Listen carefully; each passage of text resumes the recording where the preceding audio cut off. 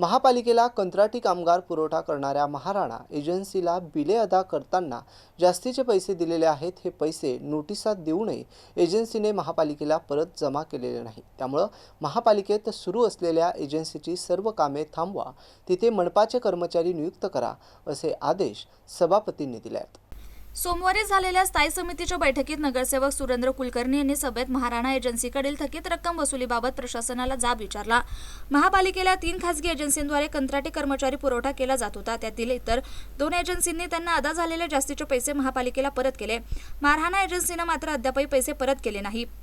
मनपा प्रशासनाने एजन्सीला 20 कोटी रुपये जास्तीचे दिले कसे आणि ते आजपर्यंत वसूल का केले नाही? त्यास आता वर्ष झालं असून या 1 वर्षाचं व्याज कोण देईल असा सवालही कुलकर्णी यांनी उपस्थित केला. महाराणा एजन्सी मार्फत मनपात आणखी कोणकोणती कामे सुरू आहेत अशी विचारणा यावेळी झाली. मनपाच्या सिद्धार्थ उद्यान, स्वामी विवेकानंद उद्यान आणि बॉटनिकल गार्डन आदी ठिकाणी महाराणा एजन्सी मार्फत मिनी ट्रेन चालवली जात असल्याचे उद्यान अधीक्षक डॉक्टर विजय पाटील यांनी सांगितले. त्यावर त्यांची सर्व कामे बंद करा, इतर संस्थांना ते चालवायला द्या किंवा मनपाचे कर्मचारी नियुक्त करा असे आदेश सभापती अनिल मकरे यांनी प्रशासनाला दिलेत.